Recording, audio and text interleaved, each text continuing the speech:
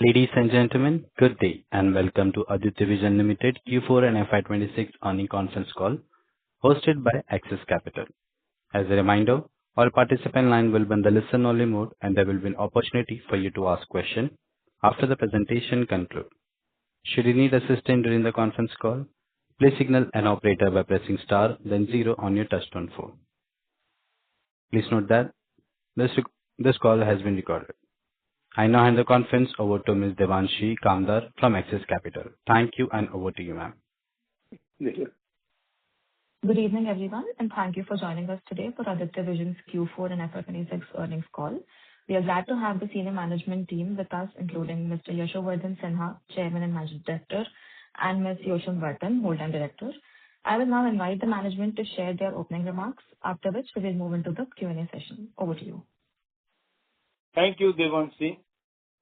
Good evening, ladies and gentlemen, and a warm welcome to all of you. Hope you have gone through our investor presentation, and if not, I strongly recommend you to go through it. As we speak today about our Q4 and full year FY26 performance, I would like to take a moment to step back and reflect on the journey that has brought us here.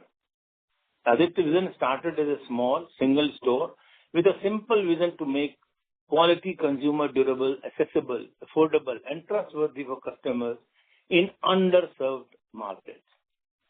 Today, as we close FY26 with 207 stores across 4 states, that journey has scaled meaningfully.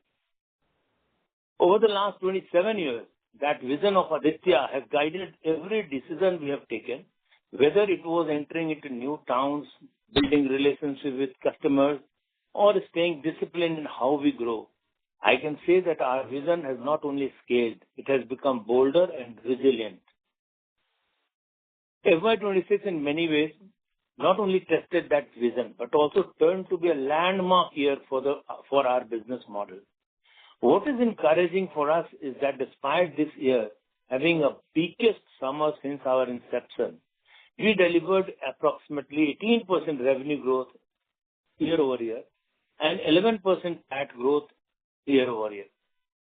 At the same time, we maintained gross margins at around 15.6% and EBITDA margins at 8.5%, reflecting our continued focus on profitable growth.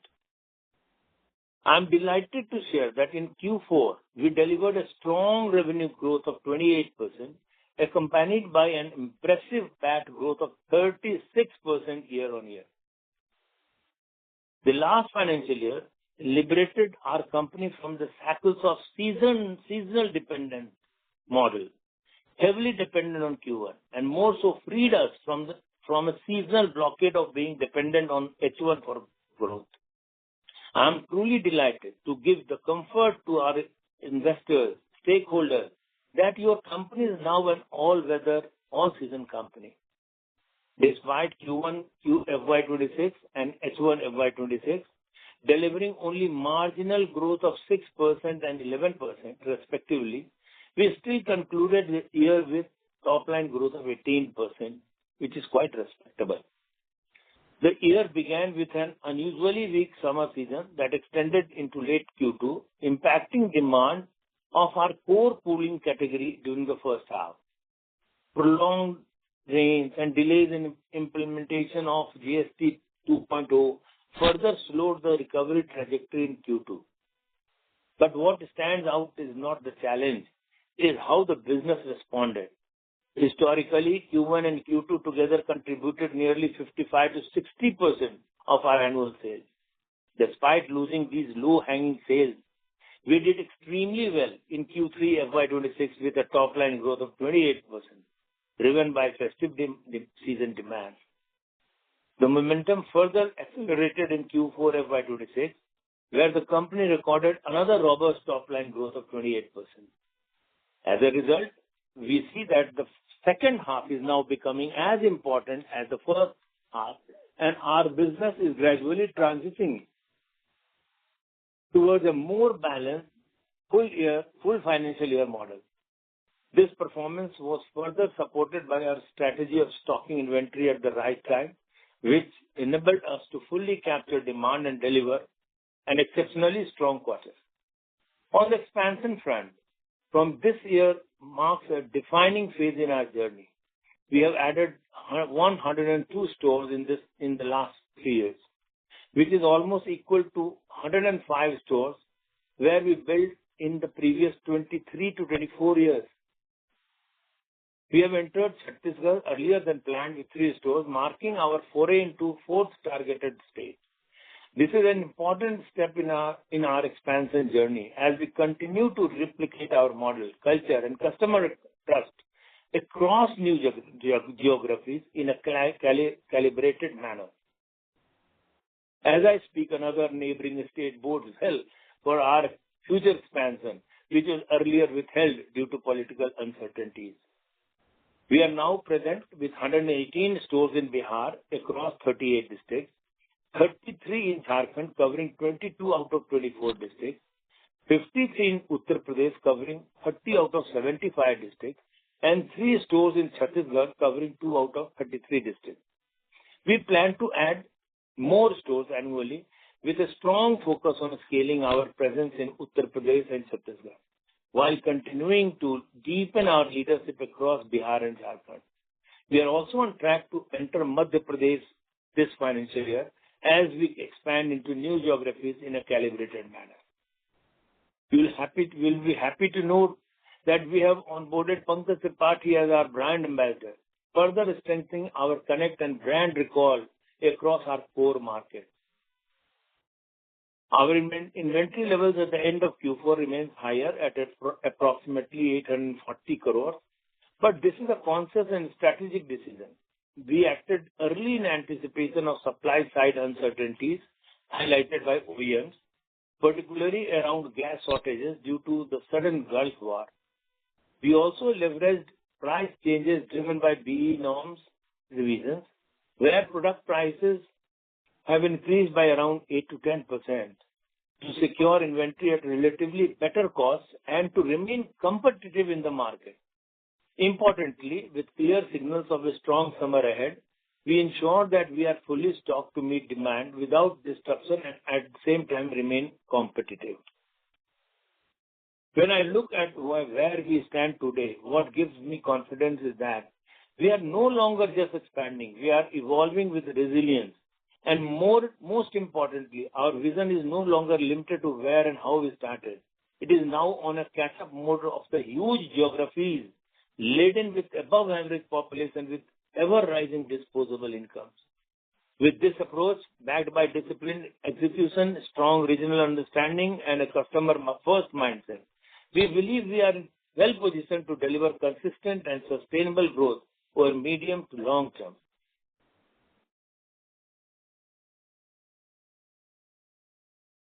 With that, I would now like to hand over the floor to Mrs. Yosham Vardhan to take you through the financial highlights. Ms. Yosham. Thank you, sir. Good evening, ladies and gentlemen. We are pleased to present the financial performance for Q4 FY26 and the full year FY26. For the full year FY26, revenue grew by 18%, reaching 2,672 crores. Gross margin stood at 15.6%. EBITDA reached 228 crores, registering a growth of 12% with EBITDA margins at 8.5%. Profit before tax stood at 157 crores with PBT margins at 5.9%.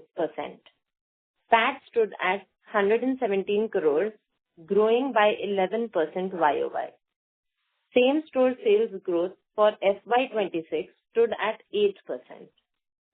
For Q4 FY26, revenue increased by 28% YOY, reaching 625 crores.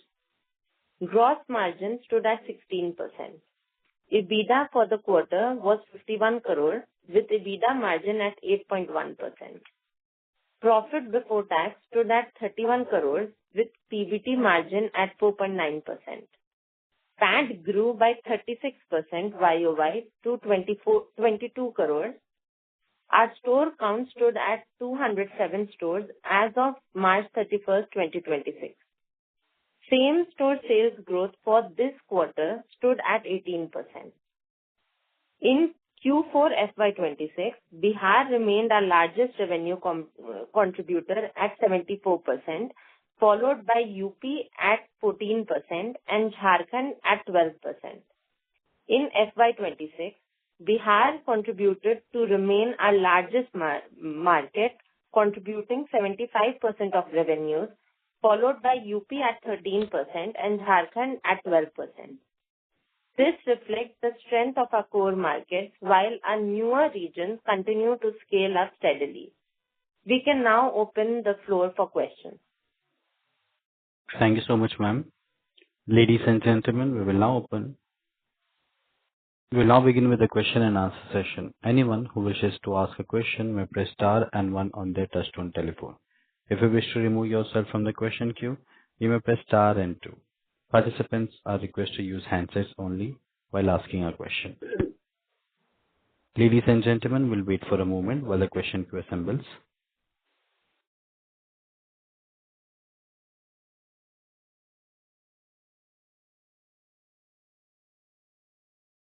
Our first question comes from the line of Aditya Bhartiya from Investec. Please go ahead. Hi, good evening, sir. My first question is on inventory for room ACs that we are carrying. Do you think that the inventory that we'll be carrying will be significantly higher than what general competitors would be carrying? And to that extent, it will be a big competitive advantage, at least in the next quarter. Should that also bode well for margins and boost our margins from what is usually the case in first quarter? Aditya, thank you for asking me. First of all, we cannot comment on inventories of our other competitors. But as far as we are concerned, we are adequately stocked, and that is as per our strategy, which I will not like to divulge. It's our strategy to build up inventory as far as cooling products are concerned. And definitely, one thing I can say that we'll be carrying inventory as per our need and as per our historical figures. Sure, sir. Given that this year is very unusual one, wherein we are seeing multiple price hikes as we are kind of progressing through the season, do you think a scenario like this helps us a lot in terms of margins, or is it that it's almost the same scenario for all retailers, and to that extent, the entire benefit gets passed on to the end consumer? What are you really seeing in the marketplace? I will tell you, Aditya, actually the whole business model is like that. Even if they are hiking prices, OEMs, since we are carrying our inventory, this is the reason we carry a lot of inventory, because we know that price changes can come. And for smaller dealers, they may be having those inventories of earlier pricing. So we want to remain competitive all the time. And so this build-up of inventory helps us in being competitive all the time, and which is very important and very necessary also for our business. So this competitiveness remains there. So it's not necessary that whenever there is a hike in price, that comes as a profit to us. Rather, we watch the market, how it reacts, then only we take a call. So it's not dependent of our profitability is not very much dependent on the price hikes of OEMs. Understood, sir. That's very clear. So my second question is that given that almost 50% of our stores are 3 years or less than 3 years old, and that proportion of new store addition will gradually be coming down, do you think that will be a bit of a margin lever as those stores start generating higher revenues, become profitable, or improve their profitability? Even the company level profitability can have some benefit out of it. And I'm specifically asking because in UP we would have spent a fair bit of money that will start getting absorbed over larger revenues. So how are you thinking about margins from a slightly longer term perspective? You are absolutely right, Aditya. In fact, more we are these stores which you referred to. In fact, whenever our bottom is now getting heavy, in the sense that more and more matured stores will be there. And fewer stores, as you said, that in percentage terms, fewer stores will be added as a percentage. So this is why, in fact, in my opening speech also I told you that in the very near term will be, in fact, definitely having better control over our operating expenses. Sure, sir. And sir, anything that you can share in terms of how throughput per store of a mature store and margins of a mature store may differ from a store that, let's say, is 2 years old? Yes, of course it matters, but it's not very, I'll say, similar to each other. All the stores are having different metrics, as you know, like all territories are slightly different. So, but I can tell you one thing, that after 3 years, we take these stores as quite matured. However, as you know, one full last year was washed out. So, in fact, this whole arithmetic has gone little haywire. But we are very confident that once we in this current financial year, once we are in a normal season, then we are going to, all these branches are going to catch up to the previous expectations. Understood, sir. That's very helpful. Thank you so much. Thank you. Thank you. Our next question comes from the line of Yash Sonathalia from Edelweiss Public World. Please go ahead.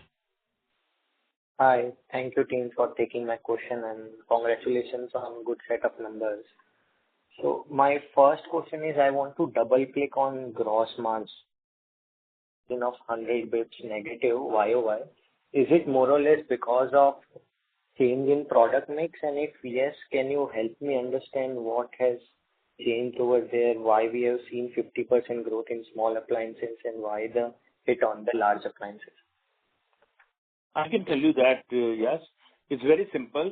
In fact, gross margin has come down only because that we failed to capitalize on our seasonal product like air conditioners, air coolers, and refrigerators during first H1. So obviously, those we always tell that these are the appliances are having better margins, but there because of the seasonality, because of bad season which we encountered last financial year, so margins will not naturally will be depressed. Secondly, when the share of these products came down, the share of mobility, etc., went up, and even what you said, that the small appliances. Maybe, and as you know, mobility ASP was also gradually rising throughout the year. So more and more volume was coming through these products, which were having lesser margin. But I think that despite being a bad year as far as seasonal productivity was concerned, we have done fairly well in containing the margin to these levels. Understood. But sir, my question was more related specifically to Q4. Like Q1, Q2, we understand because of unseasonal rain. Okay. I'll tell you. Actually, it has come down just because that in Q4, ASP of mobiles went up by 20%. And so the share of volume of that mobility was far more, 20% more than what we were encountering in year before. So this was the reason that carries low margin. So this was the reason for the Q4. Laptop also the ASP went up by 8 to 10%. So both these products, which constitutes more than 25% of our sales, they had impacted it because of price hike. It has impacted our margin. Got it. Very clear. If you want more clarification, I can give you that in a basket where you have products of lower margin, and these have grown because of sudden spurt in their prices, then obviously entire margin of the basket will come down. Got it. Sir. And can you please help me with 50? We saw 50% growth in other expenses. Majority of this will be promotional because of the expansion in UP. So can you help me? What was the exceptional or one-off advertisement spend we have done in UP to normalize? As I told you that we onboarded our brand ambassador also during this period. As well as we were again and again, I'm telling you that we are entering new geographies and more matured and in fact evolved geographies of Uttar Pradesh, western Uttar Pradesh. So where we are now trying to invest also, and we are doing quite well there, and only because of our efforts. And I don't think. And as you grow and as you expand in the geographies, your all costs, freight costs, every cost, all costs, they go up. And so this is this elevated miscellaneous. Everything goes up. When your 18% volume has come, so the credit card commission is going to go up, your DBT is going to go up. So there are several expenses which are going to go up with your sales. Got it, sir. And like majority of our expansion is right now happening in UP, and going ahead also, assuming it is going to be very similar. So can you give some color how the unit economics of some mature stores which are now like 20-30 stores has been present in UP for last 2 years or more? So what is the performance of those stores? Yes, I got your point here. I have just told you one thing, that 1 year has in fact not responded to our in normal way, as I told you last year. So even if they are 2 years older, we consider it as 1 year older only, because they haven't encountered, let us say, Q1 or Q2, a similar Q1, Q2 which has always come to the company. So that way, I'll say that they have been doing well, and they will continue to do. They will do very well once we settle down. Got it. Thanks a lot, sir, for answering my questions. Best of luck for the season. Thank you. Yes. Thank you. Our next question comes from the line of Aniruddha Joshi from ICICI Securities. Please go ahead. Yeah, thanks for the opportunity, and congrats for great set of numbers. Sir, 2 questions. If you can indicate what will be the normalized margins for Bihar as a state, because that's a completely mature state for us, and UP or Chhattisgarh as an MP may dilute the margins. But what is the margin that a mature state like Bihar is generating, and by what time frame do we see UP also reaching to similar margins? Means maybe 2 years, 3 years down the line. I can comment on your second part of the question, but not the first part, because we usually do not divulge because of, as you know, competition and all that. We do not divulge state-wise margins. I hope you are getting my point, Anirudh. Yeah, sure. So, but I can only say that, yes, we are looking forward to even UP or other states where we are expanding. It will take some time, but we are very conscious of our margins, as you must have seen us right through so many years. And we will try always hard, but not at the cost of our sales. So our dominant position will be built. At the same time, we gradually increase our margins. So this is the way we have come up in Bihar also, and same will be the strategy going forward in UP or this will be our strategy. So rather than asking me margin for a particular state, I'll say that we have to make other states catch up with that to Bihar. And for that, all the time we are working. Okay. Sure, sir. Got it. The second question, if I take the interest cost and divide it by average debt, so we get a rate of interest at almost 12.8, 13%. So that's a pretty high interest rate. So one is the average. This includes in finance cost on lease liabilities also. So this is not your bank interest. Our bank interest, again, I cannot divulge you for certain banks. Banks do not like us to divulge the rate of ROIs. But it is what you are looking towards. This finance cost includes interest on lease finance also.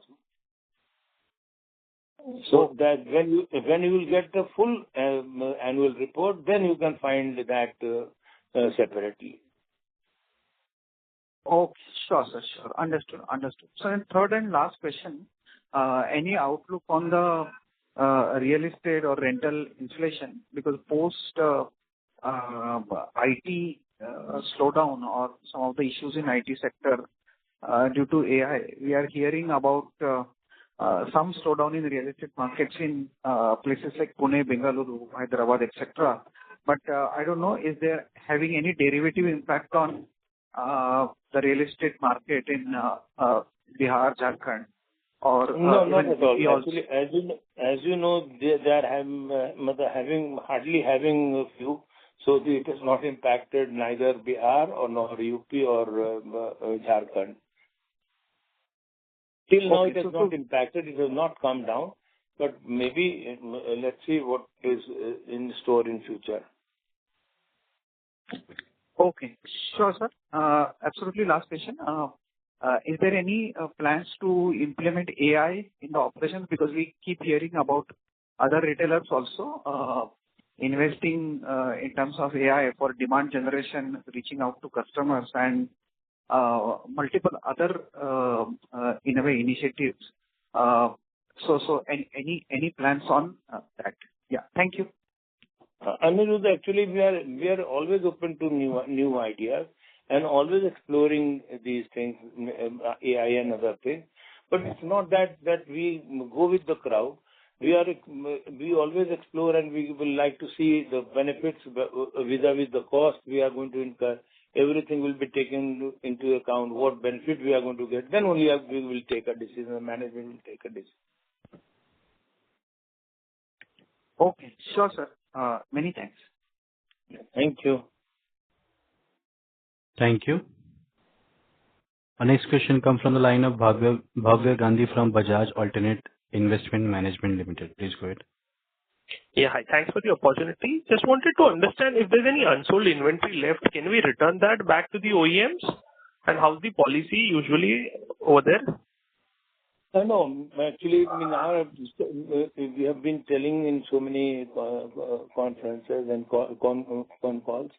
Actually, we do not have to return those inventories to manufacturers. Usually, manufacturers, they don't prefer taking back their inventories.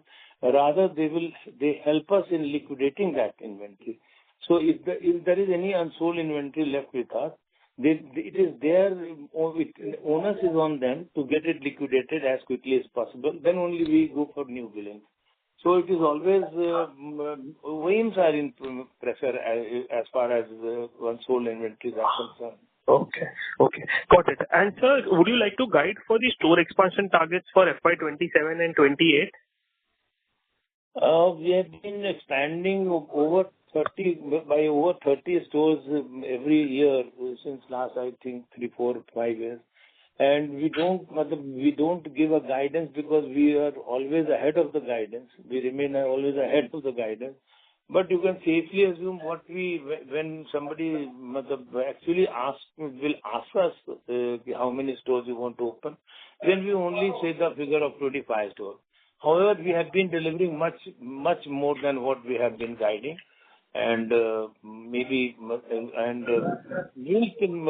are, as we told, we just do not believe in expanding anywhere or anyhow. It's not our, in fact, our model.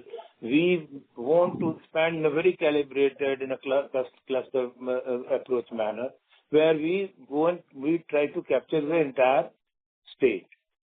So this will be our policy. Got it, sir. Yeah. So just one last thing on the EBITDA margin. If you are expanding in newer geographies, the OpEx will tend to be much higher. So will it weigh on the overall EBITDA margins as we expand into newer geographies, Chhattisgarh, Jharkhand, and all those regions? Madhya Pradesh. Madhya Pradesh and Chhattisgarh is the next target. But then again, try to understand what I said, that now that most of our stores will be over 3 years old. So in fact, will be bottom heavy as far as matured stores are concerned. So newer stores will be very few as far as in percentage terms of the overall entire store count. So it is quite, we can safely assume that going forward, our OpEx will not increase. It will be commensurate with our overall expenses. Got it. So out of the 30-35 stores that we target, how much will be in the new states? If you can just provide some numbers on that front. We want to go to new state and try to on a creeping cluster basis. We want to capture the entire state, but we do not. We just simply don't stop our expansion there. Wherever we get the opportunity, wherever we see new opportunity, we go there. So it's not like that we'll only the expanding this year in Jharkhand or Madhya Pradesh. UP is big state where we have to do a lot of things. As I told you in the earnings call, that our neighboring state has also now political uncertainties are over, so it's a good place for us to go and start expanding. Got it. Thank you so much. That's it from my end. Thank you so much, sir. Thank you. Thank you. Our next question comes from the line of Manoj Gori from Equirus Securities. Please go ahead. Yeah, thanks for the opportunity, sir. First of all, congratulations for strong recovery after the weak start of FY26. I have two questions. So one, if we look at, if I've understood correctly, contribution has been around versus 14% last year. If I'm right, we have opened more. I'm sorry to interrupt you, sir, but your voice is breaking. Manoj, Can't hear you properly. You please repeat your question and be very clear. Go ahead, Manoj. Yeah. So my point was, if we look at the current year, we have opened more stores into Uttar Pradesh as compared to other geographies. And the revenue contribution has come down from 14% to 13% during FY26. Anything to read here? Because ideally, more store openings should result into more contribution from UP markets. You've got two questions. So this is your first question, right? Yeah. And second? So second question is, we have, obviously the operating cash flows have been positive.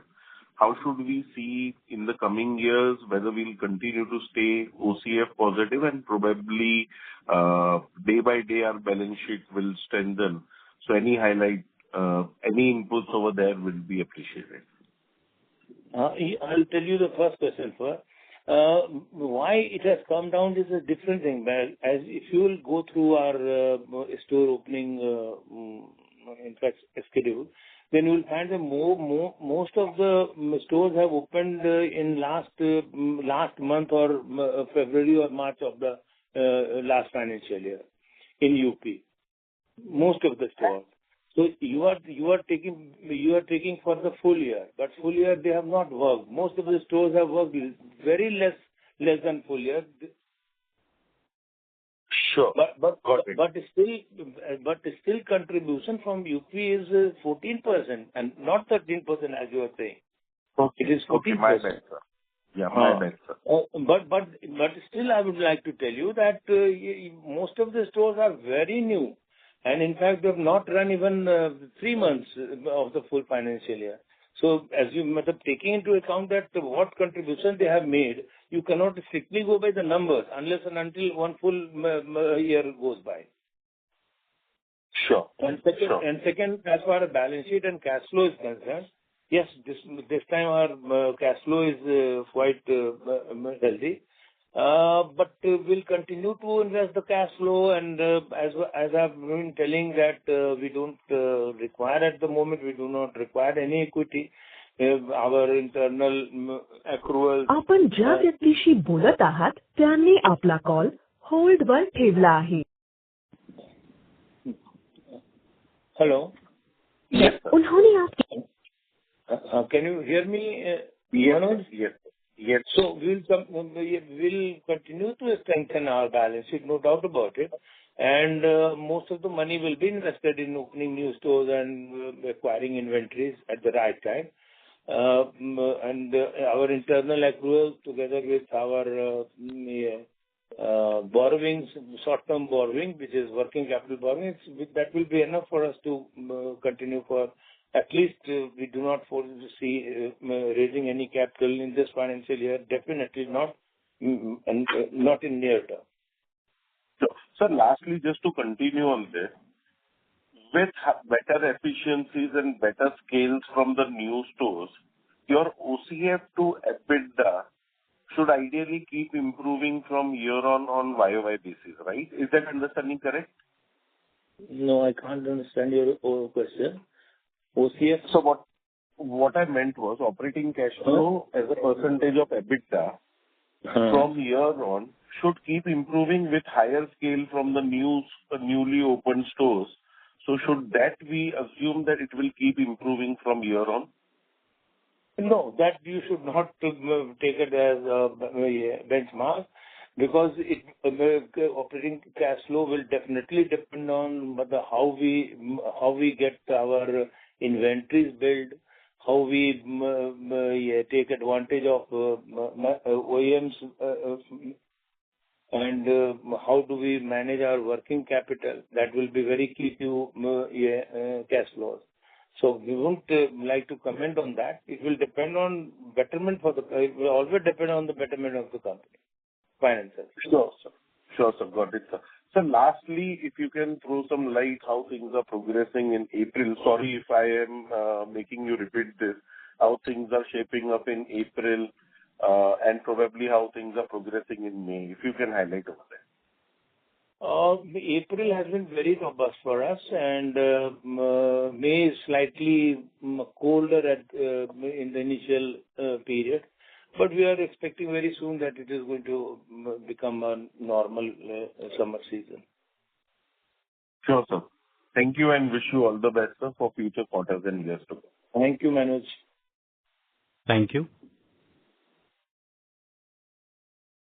Our next question comes from the line of Vaidik Bafna from Monarch Network Capital Limited. Please go ahead. Good evening, sir, and congratulations on good set of numbers. Sir, can you just quantify as to, suppose, for example, around more than 50% of our stores would be matured now, and the balance would not be so matured. So, how much margins do the matured store enjoy, and how much do the unmatured stores enjoy, versus how many stores are there which are still yet to come profitable? We have been giving guidance that most of our stores they get breakeven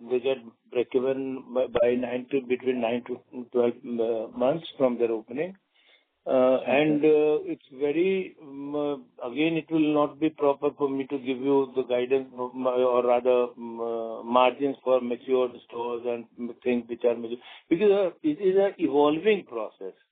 Vedic, you try to understand it. It's not as one thing has stabilized. Even those branches which are matured, still lot of things have to come. Still to come. Similarly, for stores which are not that matured, even there in so many geographies, some stores are still doing very well. Some stores are now normal in growing in normal way.